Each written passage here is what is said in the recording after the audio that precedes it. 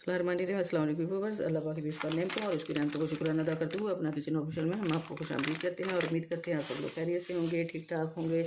अल्लाह ताला हम सबको अपने हिफ्ज़-ओ-मान में रखे, आमीन सुम्मा आमीन।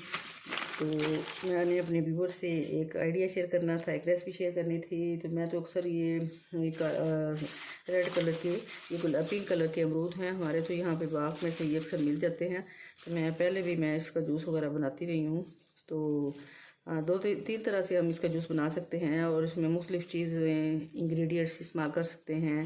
काला नमक इस्तेमाल कर सकते हैं, ये ब्राउन शुगर है, ये वाइट शुगर है, इसके अलावा ये सेवन अप है। इसको इस्तेमाल इसमें करके बेहतरीन स्पोर्टिव हम जूस इसका तैयार कर सकते हैं।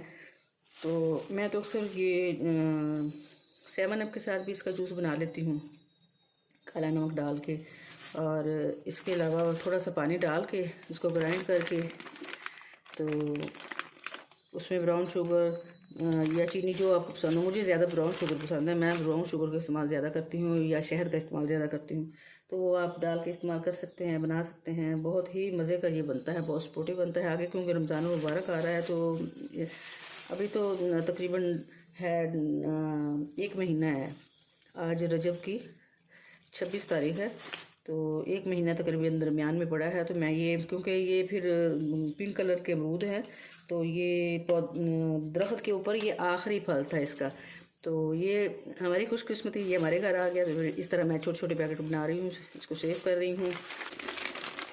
तो इस तरह अगर आपके पास ये वाले एयर टाइट हों शॉप पर, तो उसमें भी आप कर सकते हैं, वरना आप छोटे छोटे पैकेट बना के इस तरह भी कर सकते हैं। उम्मीद करती हूँ मेरा ये आइडिया आपको पसंद आया होगा। Please subscribe, like and share my channel and thanks for watching my channel. Allah हाफिज़।